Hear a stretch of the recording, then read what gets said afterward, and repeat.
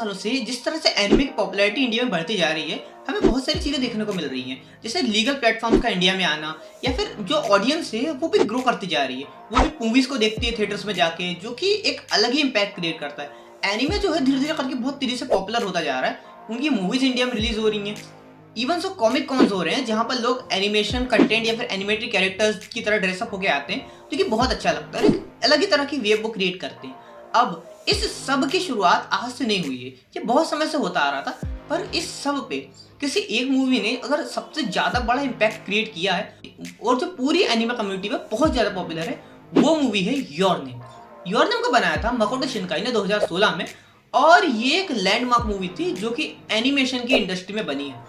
बहुत सारे क्रिएटर्स हैं जिसे पसंद करते हैं, नहीं करते हैं। बहुत सारे लोग हैं जिनके अपने एक अलग पॉइंट ऑफ व्यू है, जो कि होना चाहिए, कोई बुरी बात नहीं है। देखिए, एनिमे कम्युनिटी पे योर नेम का जो इम्पैक्ट है उसे आप नहीं नकार सकते। योर नेम ने बहुत खतरनाक इम्पैक्ट क्रिएट किया था। अब मैं इस वीडियो में योर नेम का रिव्यू भी करूंगा और बहुत सारी ऐसी बातें भी करूंगा जो कि मूवी में है और बहुत ज़्यादा मुझे पसंद आई। तो आप स्टे ट्यून रहे इस वीडियो में, ताकि मैं और जो कंटेंट है उसके बारे में बात कर सकूँ और मूवी के बारे में जितनी हो सके जानकारी आपको दे सकूँ। अब शुरुआत करते हैं इस मूवी की ओवरव्यू के बारे में कि मूवी है किस बारे में। मूवी है ताकी और मित्सुआ नाम के दो कैरेक्टर्स की। ताकी जो है वो एक स्टूडेंट है जो कि टोक्यो में रहता है। अब उसकी जो लाइफ है वो एक मिडिल क्लास बंदे जैसी लाइफ है, जहाँ वो अपनी फैमिली से अलग रह रहा है, एक जॉब कर रहा है, पढ़ाई कर रहा है और एक अच्छी खासी जिंदगी जीने की कोशिश कर रहा है टोक्यो जैसे बड़े शहर में, जहाँ पैसे की कमी उसके पास रहती है। उसकी लाइफ बिल्कुल एक आम आदमी जैसी है, हम जैसे लोगों जैसी है उसकी लाइफ। जो मित्सुआ है वो एक गांव की लड़की है जो अपने गांव में रहती है, जहाँ पर कुछ ज़्यादा चीज़ें उसको देखने को मिलती नहीं है। एक बेसिक सी लाइफ है जैसे गांव की लाइफ होती है। अपनी दादी के और अपने पापा के साथ रहती है वो, इसकी एक छोटी बहन भी है। अब उसकी जो लाइफ है वो बिल्कुल एक गांव वाले बंदे जैसी है, जहाँ पर उसके पास कुछ बहुत सारी चीज़ें हैं नहीं, रिसोर्सेज की कमी उसके पास है। उसके सिर्फ दो दोस्त हैं और उनके साथ ही वो अपनी लाइफ जो है जी रही है, हैंग आउट करती है। पर वो अपनी लाइफ से पिस्ड ऑफ है। वो चाहती है खुल के जीना चाहती है, वो शहर जाना चाहती है, वो इस तरह से इंजॉय करना चाहती है, वो कैफे में चाय पीना चाहती है। वो जो एक्सपीरियंस जो हम लोग चाहते हैं ना, छोटे शहर का बंदा रहता है जो बड़े शहर में जाके जीना चाहता है, उस तरह का उसका कैरेक्टर है। उनकी लाइफ में इस समय ट्विस्ट आता है कि जब मित्सुआ है, जब वो जागती है तो उसको ये दिखता है कि वो असल में ताकी की बॉडी में है और जो ताकी है वो मित्सुआ की बॉडी में। दोनों की बॉडी स्विच हो जाती है एक दिन के लिए।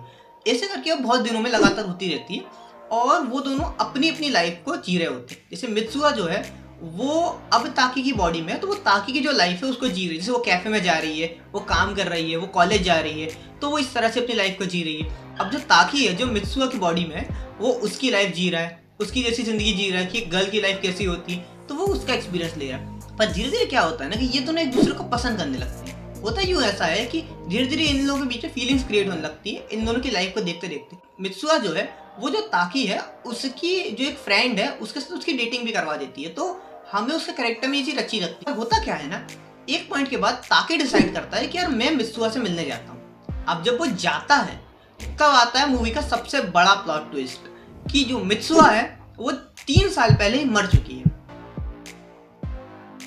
अब यही इस मूवी का सबसे शॉकिंग पॉइंट है।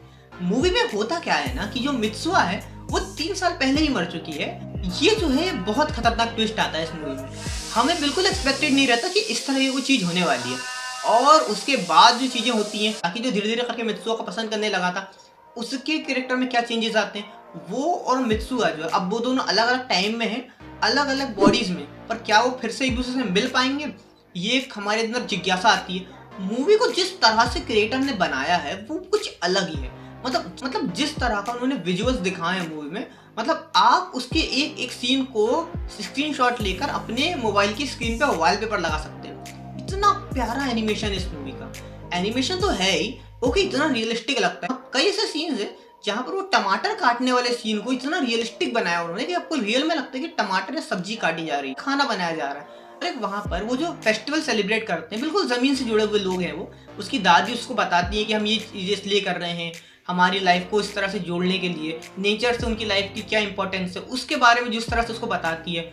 और उसके बाद धीरे धीरे जो उनके कैरेक्टर्स में चेंजेस आते हैं। फिर क्या मित्सुआ और ताकी जो अलग अलग टाइम में हैं, क्या वो फिर से एक दूसरे से मिल पाएंगे। हमारे दिमाग में जो जिज्ञासा है ना ये आती है। मूवी को जिस तरह से डायरेक्टर ने बनाया है, मतलब आप 1 मिनट के लिए भी बोर नहीं होते। एक तो इसका एनिमेशन ही आपकी आंखों को रोक देता है, दूसरे से कैरेक्टर्स इतने प्यारे हैं कि वो आपको जोड़ के रखते हैं शुरू से लेकर एंड तक। मूवी को शुरू से लेके एंड तक जिस तरह से माकोटो शिनकाई ने बनाया था ना, आपका एक्सपीरियंस एक पॉइंट के लिए भी वो खराब नहीं करते। माकोटो शिनकाई को मुझे लगता है डिजास्टर से बड़ा प्यार है। हर उनके किसी न किसी मूवी में कोई ना कोई डिजास्टर होता रहता है। जैसे इस मूवी में उन्होंने एक बड़े से एस्ट्रॉइड को दिखाया था जो कि मित्सुआ के जो गांव है उस पर जाके टकरा जाता है और वो पूरा गांव तबाह हो जाता है। और इवन सो जो वेदरिंग विद यू भी हमने देखी थी, या फिर उसके बाद शिजुमे आई थी, हर एक मूवी में कोई ना कोई एक ऐसा डिजास्टर ना दिखाया था। जैसे शिजुमे में उन्होंने भूकंप दिखाया था, वेदरिंग विद यू में बाढ़ दिखाई थी। तो हर एक मूवी में हमें एक ना एक नेचुरल डिजास्टर देखने को मिलता है, जो कि उनकी एक खासियत है। एक और चीज जो मुझे इस मूवी की बहुत ज्यादा पसंद आई थी वो थे इसके गाने। इसके गाने इस मूवी की जान है।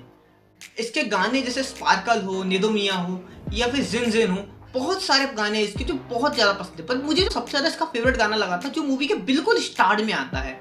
वो गाना, उसका नाम मुझे याद नहीं आ रहा, मैं भी लिख दूंगा नीचे। अगर आपको भी वो गाना पसंद है तो आप भी बता सकते हैं, लेकिन मुझे वो गाना बहुत ज्यादा पसंद आता है। एक अलग सी वाइब देता है वो। इस मूवी का एनिमेशन तो हुआ ही है बहुत अच्छा, गाने भी बहुत प्यारे हैं। और इस मूवी की जो एंडिंग है ना वो आपको इमोशनल करती है। एंड का जो सीक्वेंस है वो ऐसा है कि मित्सुआ और ताकी किसी तरह से सिचुएशन को हैंडल कर लेते हैं और वो दोनों अपनी लाइफ में वापस लौट जाते हैं।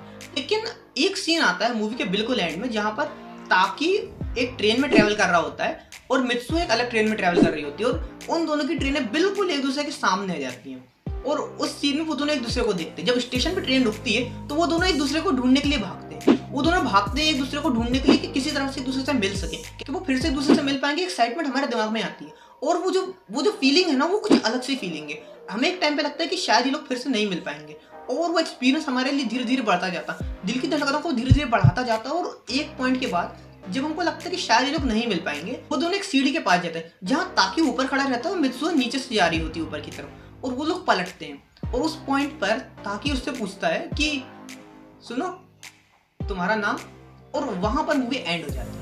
मूवी बहुत प्यारी, वो आपको शुरू से लेकर एंड तक जो एक्सपीरियंस देके जाती है ना वो आप लाइफ टाइम नहीं भूलते। इसलिए अगर आपने इस मूवी को नहीं देखा तो आप जरूर देख सकते हैं इस मूवी को। तो अगर आपको वीडियो पसंद आया तो वीडियो को लाइक कीजिए, शेयर कीजिए, सब्सक्राइब कीजिए और अपने थॉट्स बताइए इस वीडियो के कमेंट सेक्शन में। तब तक के लिए राधे राधे।